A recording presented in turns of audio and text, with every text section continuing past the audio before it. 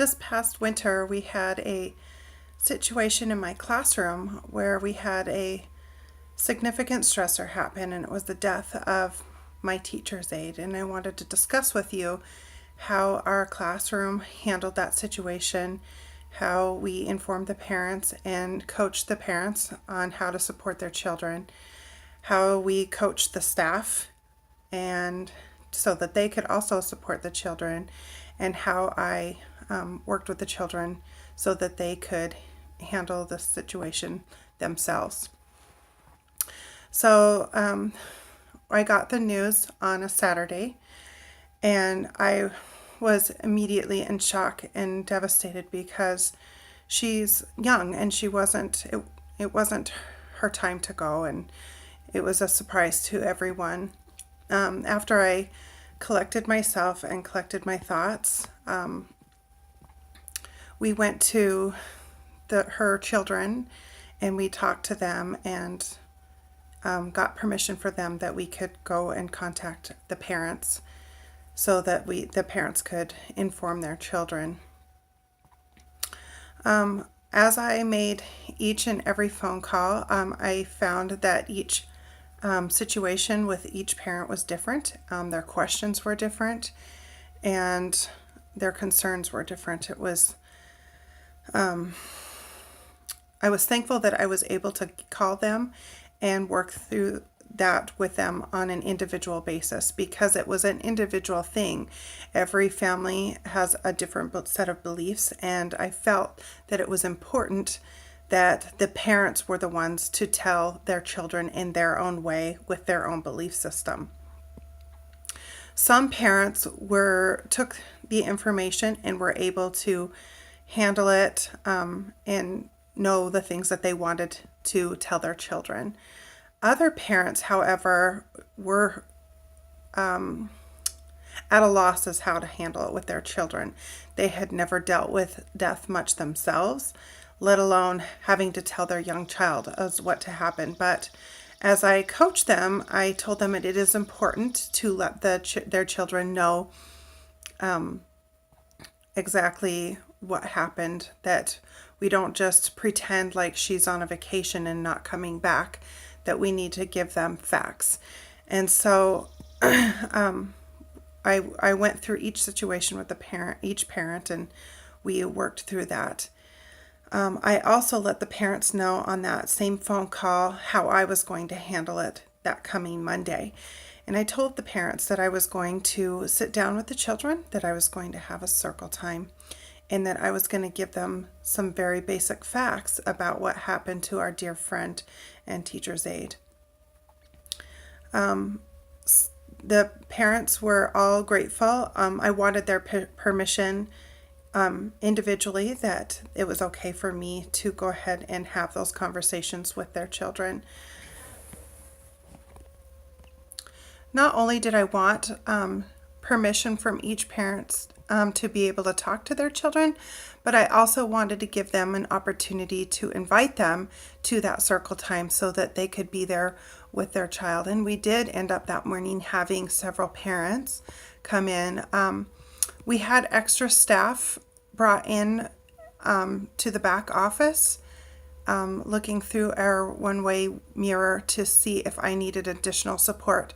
Because the children didn't know those people, even though they were Alta Care and they were trained to deal with that, I felt like in that particular case that they didn't know those people, and it would be best for it to just be with me and my volunteer grandma and the parents to have that conversation with the children. And if anyone was under distress or we noticed that we needed additional help, those staff members were in the back room ready to help out if we needed that.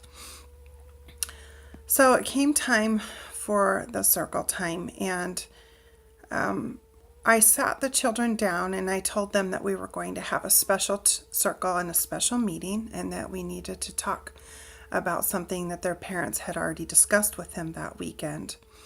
And I gave them very simple and basic facts that Mrs. Linda, her body got sick and her body wasn't able to go on anymore, and that she had died. And then I went on to tell the children that even though Miss Linda had died and that she's not here with us anymore, that we still have her memories and that her memories are very, very much alive within us, and that we can all share those with each other. My volunteer grandma had passed out a fake flower to each child, and that flower happened to be a sunflower.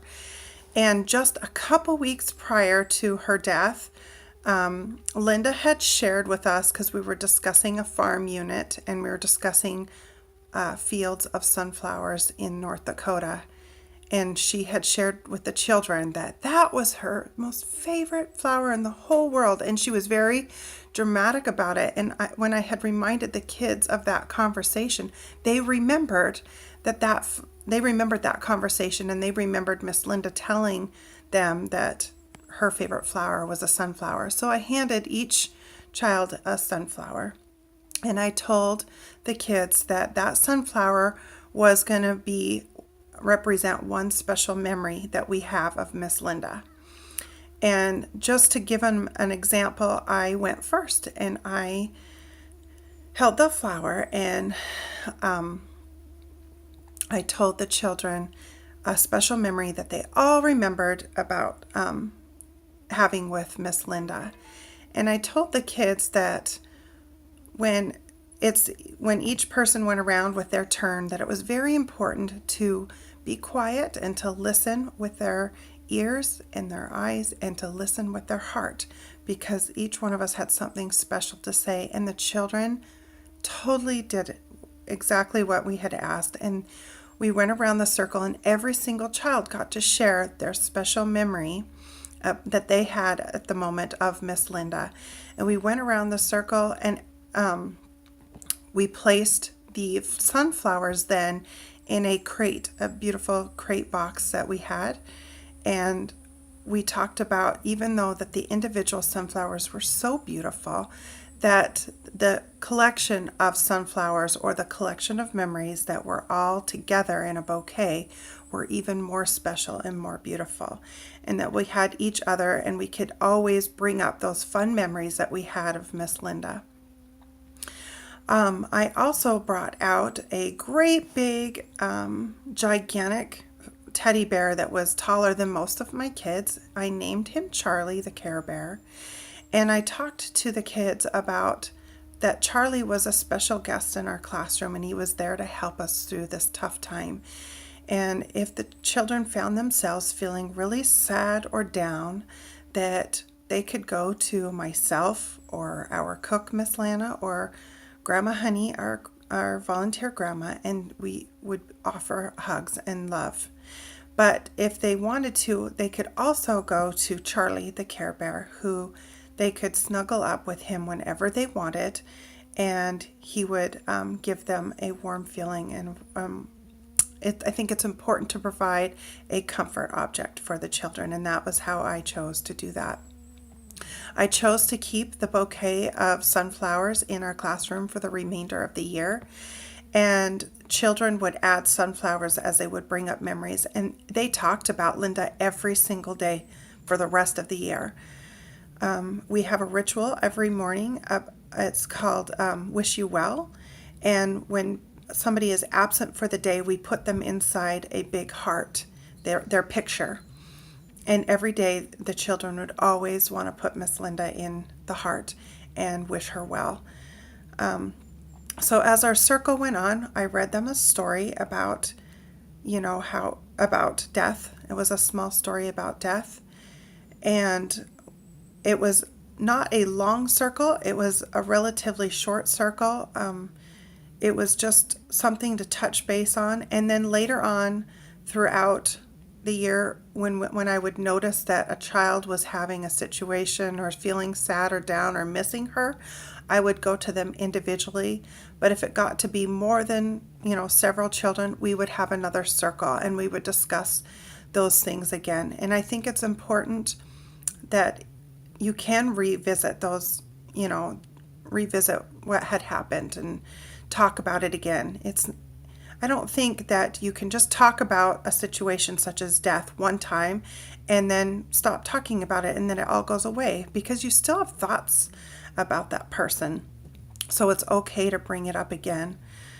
After the end of my circle, and after we put our hands over our heart and we spread out our arms to wish Miss Linda well, that's when I got really emotional.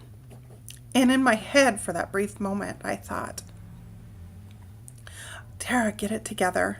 You don't want to lose it right here in front of all these kids and parents, and everyone was watching through the two-way mirror. But that thought came in and went right back out, and I thought, these kids need to see adults have emotions too, and they need to see that it's okay for an adult to cry. And I did cry. And the kids at first just sat in the circle staring at me. And then I told them, you know what I need the most?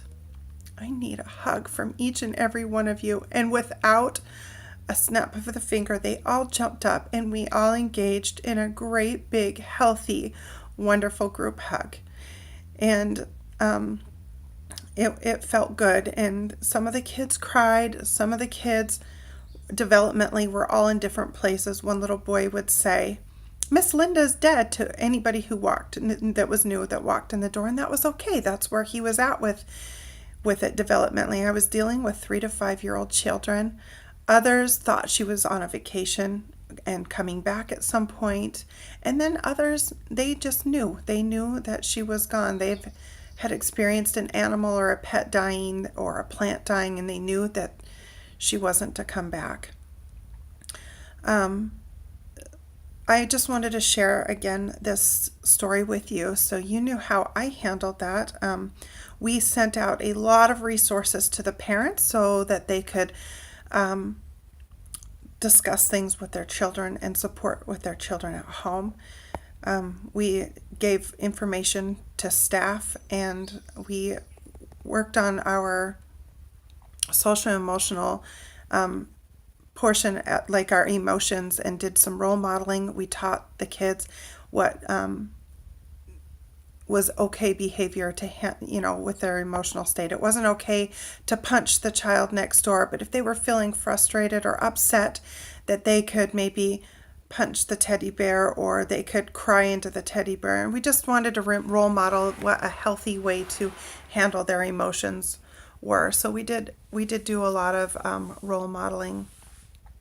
So thank you for letting me share my story with you, and I hope that you got some good techniques and strategies with how to cope and help your child with a situation that we don't face every day. Thank you.